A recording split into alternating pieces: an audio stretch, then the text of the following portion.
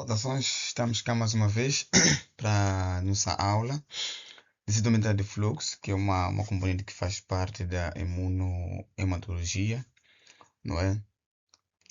Então nós vamos ver essa técnica, vamos trabalhar com o princípio e realmente percebemos como é que essa técnica funciona e por fim também vemos algumas funções ou a interpretação também desses resultados, não é? Então essa técnica na verdade ou seja, ela é uma das técnicas que nos permite analisar as células de forma individual, não é? Então, as células serão organizadas e passar por um ponto em que elas serão analisadas uma por uma. Então, para que isso aconteça, é preciso que essas células sejam iluminadas por um laser, não é? E haverá lá a produção de alguns sinais, que teremos posteriormente os detetores e, por fim, o processamento dessa informação. Então, para não ser algo abstrato, para percebermos realmente, vamos ao próprio símbolo. Mas antes de chegarmos realmente digamos, em todos os três sistemas que nós vamos explicar de forma conjugada, vamos aqui perceber realmente a primeira etapa que tem que acontecer, que seria a etapa da preparação de amostra, o que realmente acontecia lá nos anos atrás, não é? Que o técnico tinha que fazer a preparação dos bits, a preparação da amostra, os três controles, o baixo, o médio, também o alto. Mas hoje em dia as técnicas já foram avançadas, houve mais desenvolvimento tecnológico nessa área que, entre aspas, já não se faz essa preparação manual. Então, o que é fluorescência imunomarcação? Significa que, se eu tenho, por exemplo, imaginemos que eu quero estudar os linfócitos, ok? Ou seja, os leucócitos, quero estudar todas as células leucocitárias. Então, eu preciso que eu lise os eritrócitos. Eu preciso também que haja uma marcação dessas células, não é? Então, é preciso que haja um anticorpo e esse anticorpo ligado ao quê? Ao ferrocromo. E por que o anticorpo? Porque nós estamos a falar aqui das células que vão conter na sua superfície realmente o que? Um certo antígeno. Essas células expressam um certo antígeno.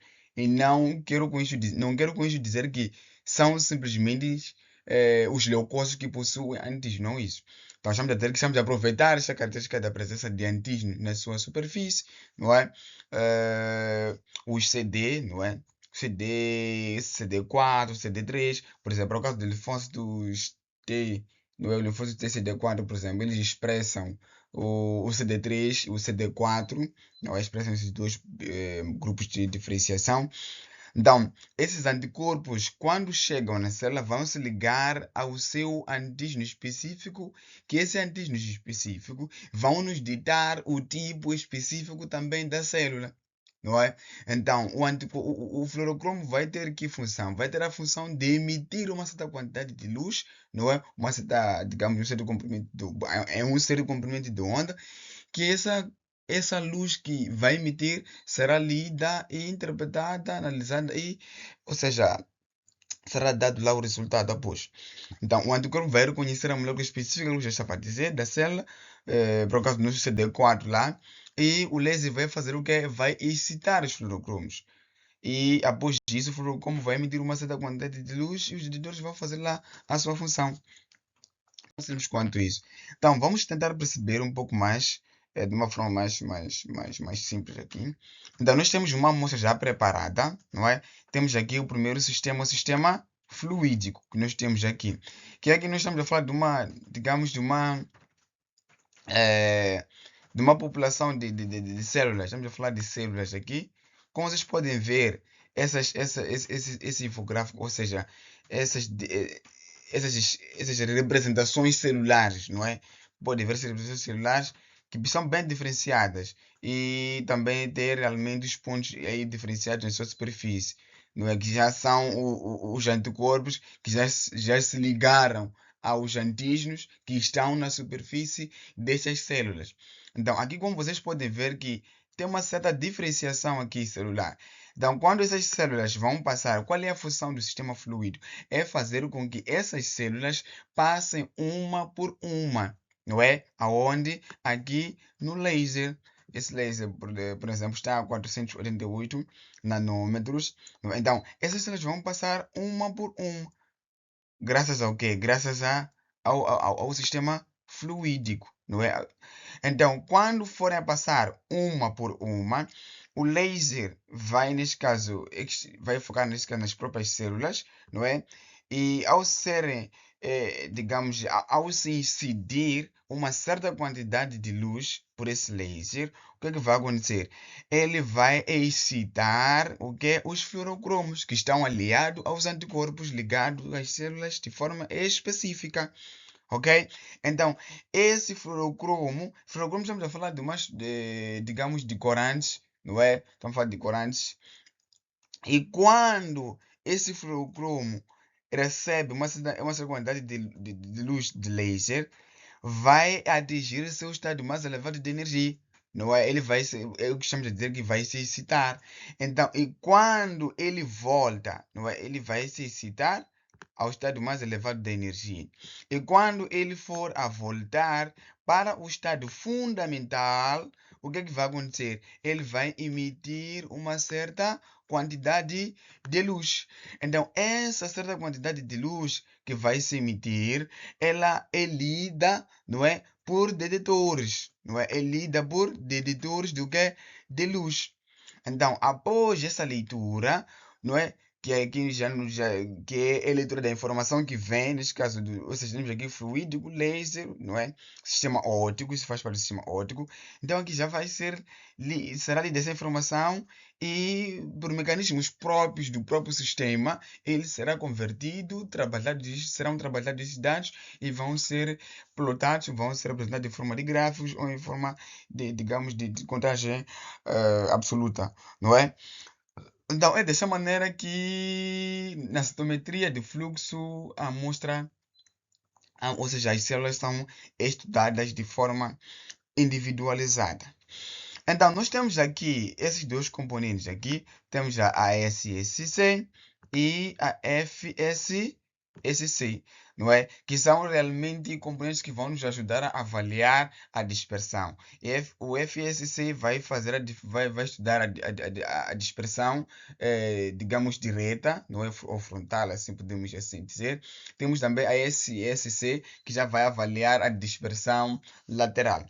Não é? Então, já esses aqui que vão captar essa quantidade de luz por aí. Então, esses dois aqui de baixo vão avaliar a dispersão, eh, neste caso, dos raios. Então, vamos lá ver, vamos tentar perceber um pouco como é que realmente nós vamos entender esses resultados, como é que esses resultados já vão ser plotados, não é? Então, vamos lá tentar ver aquilo que já estava a tentar explicar lá, naquele sistema já resumido, né? Resumido. Então, vamos tentar ver. Também pode dar uma pausinha aí só para ver. Então, aqui o FSC, que é o Forward Descartes, que vai fornecer a estimativa do tamanho celular, não é? A SC, que é essa Descartes, que vai nos fornecer a informação que é relacionada ao quê? À complexidade e à granularidade da célula, ou seja, a granulosidade da célula, não é? Então, já a fluorescência, que é através dos fluorocromos, já disse que vai nos permitir detectar moléculas específicas na tal célula, como moléculas específicas. Isso porque esses fluorocromos, quando a gente fala de ótica, a emissão da luz, nesse caso da luz, cada comprimento de onda implica uma certa coloração ou uma certa faixa, uma certa banda, assim posso falar, de uma certa coloração. Então, isso vai ajudar o equipamento a saber que tipo de molécula pode ser esta, que tipo de molécula pode ser aquela, consoante ao comprimento de onda, não é? Então, são esses dados que são interessantes nessa técnica. O detetor também já estava a explicar lá, não é? Que temos ali os detectores, ali são chamados de fotodiodes por aí, que eles vão fazendo o quê? Que vão converter a luz em sinais elétricos. Então, esses sinais elétricos já serão digitalizados pelo sistema eletrônico. E então também temos do outro lado os pulsos que serão quantificados pela altura, área e largura. Isso eu vou explicar lá nos gráficos. Daqui a nada. Então, o computador vai nos dar os dados que a gente já possa analisar. Então, Estamos aqui, aquilo que eu expliquei lá também sobre o laser, temos esses estados todos, companhia e tal, tal. Isso já vimos lá. Então, aqui já estamos nos resultados, não é? Nos resultados. Temos a FSC e a SSC. Como é que a gente interpreta, não é?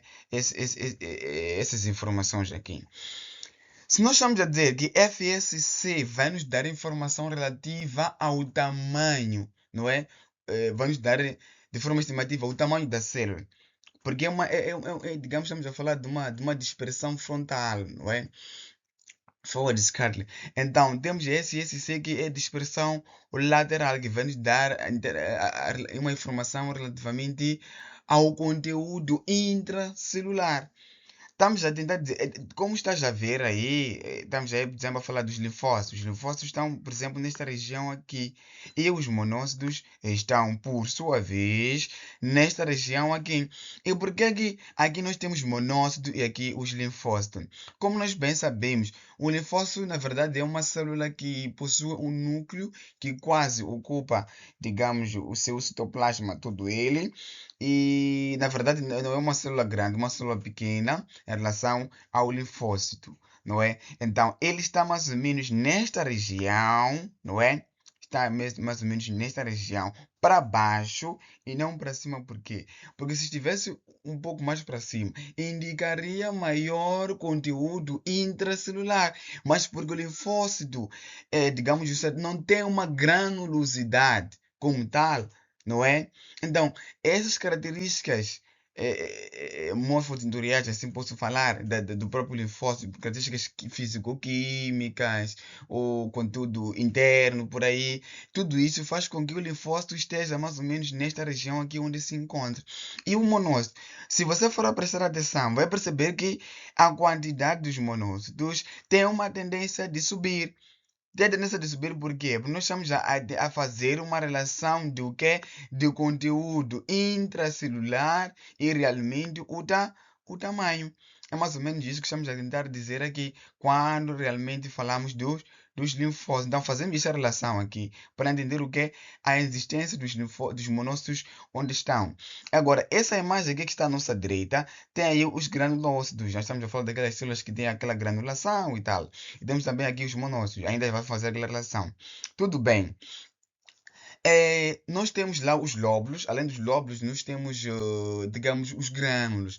Então, como essas células, em termos da sua complexidade interna, digamos, ou seja, essas células têm maior complexidade interna em relação aos monócitos, complexidade interna também em relação aos linfócitos, razão pela qual os granulócitos, ou seja, as células granulocíticas, são encontradas mais ou menos nessa região. E se formos a prestar um pouco de atenção a olhar alguns autores costumam colocar isso, colocar esta separação aqui, separam mais ou menos assim outros autores. Depois colocam aqui, por exemplo, um A, não é? E aqui colocam, por exemplo, um B. Para dizer, na verdade, aqui seria o quê? Aqui costumam se considerar o duplo positivo, aqui consideram o duplo negativo. Por que aqui eles consideram o duplo positivo? Duplo positivo por quê? Porque quando uma célula for a se encontrar nesta região aqui, implica que esta célula tem maior complexidade interna, não é? Tem maior complexidade interna e também é grande. Estamos a dizer que tem um tamanho maior. Então, é o que justifica a presença ou seja, que justifica a presença de uma célula nesta região. Agora, se a gente encontrar uma célula nesta região, um pouco mais para a nossa origem aqui, uma célula que tende a alcançar a nossa origem, implica que esta célula tem menor complexidade celular ou tem menor, digamos, menor complexidade celular e também é menor em relação ao seu tamanho, ou seja, tem um tamanho pequeno e tem pouca, digamos, pouco conteúdo intracelular, não é complexidade. Não sei se está a perceber. Então é mais ou menos assim como é que os gráficos podem ser analisados.